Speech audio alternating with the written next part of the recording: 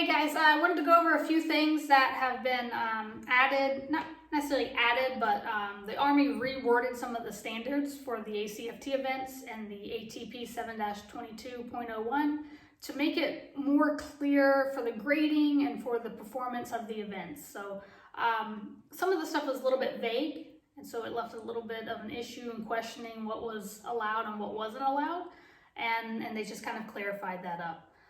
So I'm going to go through each one that I've noticed. If you notice something that I missed, please comment below. And this is just here to kind of get everyone on the same page, make sure that we know what's expected at the ACFT. And I'm reading this from my laptop, so this is online for anyone and everyone to see. So if you're a soldier, read the ACFT, know the ins and outs. It talks about the equipment and everything that's involved. So I'm going to go ahead and get started.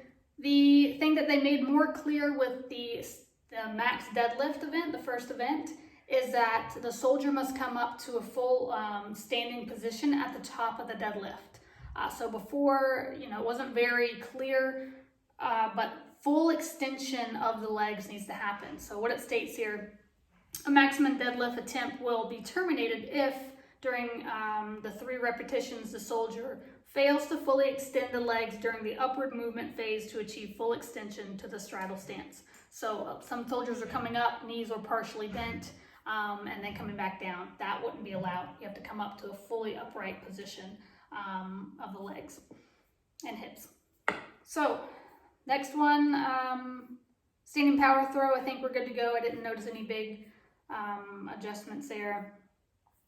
The hand release push-up, they've made it more clear that the arms have to be full extension and come back. So you have to fully extend to a T, full extension of the elbow, and come back. So no partial, quick extension.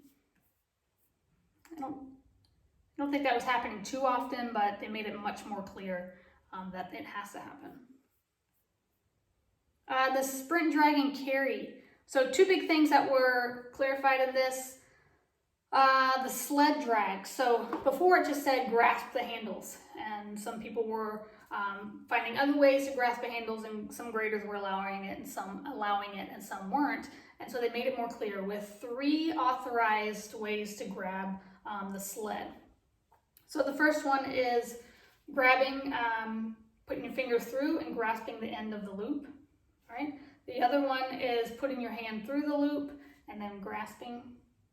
And then the third one that they've brought in is, so here's the handle, here's the strap, here's the sewn portion, and I'll go ahead and read. It's 3 bullet points, very clear, states all 3 of them, easy to reference. Hands grasping below the handles at the sewn portion of the strap. So this little section here is the sewn portion, so this would be allowed for pulling a sled. Okay, those are the 3 ways, super easy to see them. I recommend having this on hand at the ACFT during this transitional period. A lot of things are going on, so getting everyone on board with the same standards and regulations would be very helpful if there's any questions that come up. The kettlebell carry. So it does state that the kettlebells have to be down by your side while carrying them, so you can't do a rack position at all. So down by your side like a farmer carry. Another thing that they mentioned is that the kettlebell handles need to be in the up position. So it's been mentioned before that you can grasp the front part of the handle. All right. I just want you to be aware that might still be allowed, but if not, if they're making it strict that the handles need to be directly straight up and down, and you have to grab the center of the handles, be prepared for that. Okay. So either one might be okay.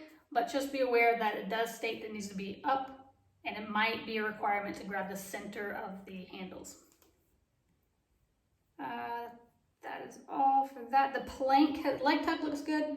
The plank standards have been added, so that's all there for you.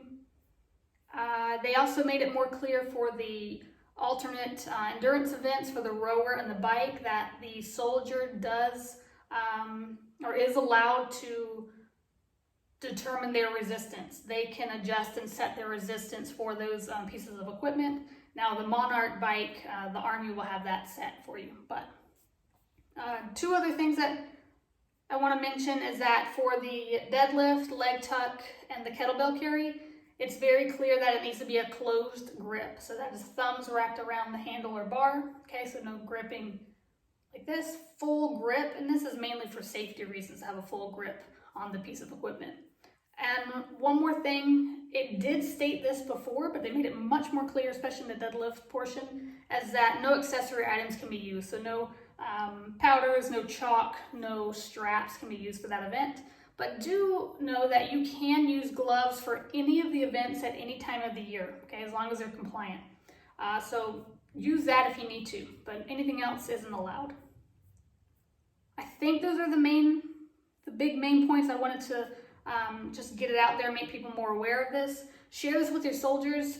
Comment below if there's something you have any questions about, or if there's something that you notice that should be brought to everyone's attention as well. So the more we know, the better, and I hope this video helps out.